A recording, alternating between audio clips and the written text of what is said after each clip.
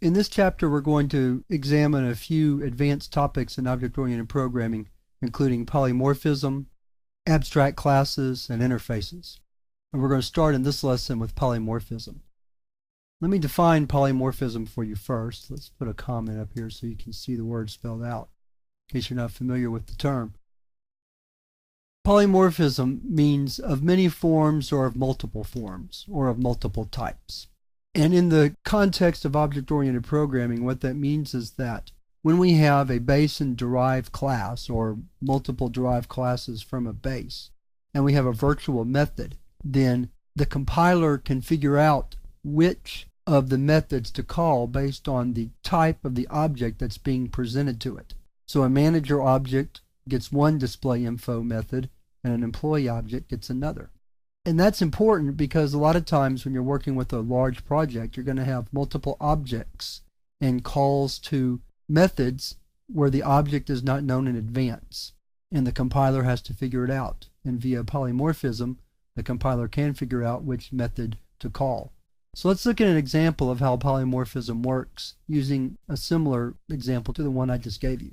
What we're going to do is we're going to create a list of employee type, and then we're going to add different employee and manager objects to that list. So let me build the list first. Now let's create a manager object. And then let's add that to the list. Then we'll create an employee object. Add it to the list. Create another manager object. And then add M2 to the list. And then finally add another employee object. And add it to the list. Now to demonstrate polymorphism, we're going to write a for loop.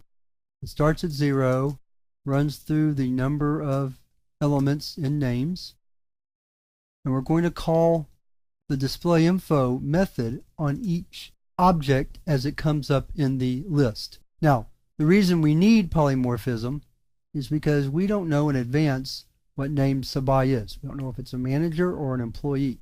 But the compiler will, and it will call the correct displayInfo method by knowing what the type is of that object. So let's run the program and see what we get. There we go. So Smith is a manager, Brown is not, Green is a manager, and Jones is not. And the correct displayInfo method was called. So polymorphism is very important for large projects where you have multiple objects.